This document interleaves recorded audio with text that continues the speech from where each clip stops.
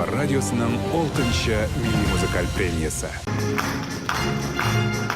От волнения вся покраснела и засмущалась. Фруза Абзалова, кассир, работает 40 лет в Джалилевском доме-интернате для престарелых.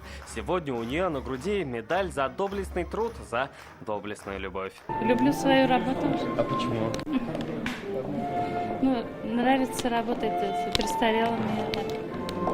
Они как родные уж нам. А вот для Анвара Хайруллина на работе родными стали станки. За 39 лет на заводе Нижнекамск нефтехима сменил не одну профессию. Вчерашний слесарь сегодня получил медаль ордена за заслуги перед Отечеством второй степени. Интересная работа. Интересно, можно работать. Она пролетела вот этой года, я уже не чувствую даже, что вот 40 лет почти будет.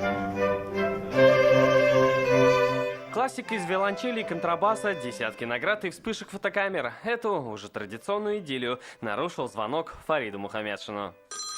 Можно я отвечу? Извините. Алло, Рустам Ильич. Я выступаю в Кремле, вручаю госнаграды от вашего имени.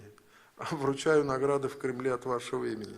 На трибуне стою, зал передает привет, а вы поздравляете их.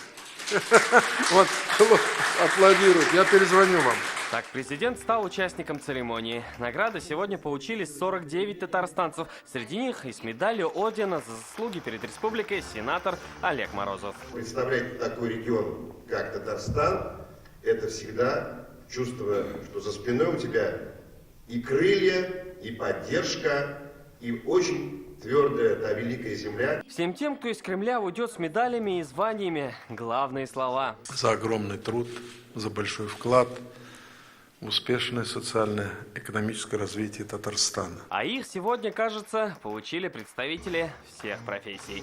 Словат Ухмадуллин, Ринат Сафин, ТНВ, Казань.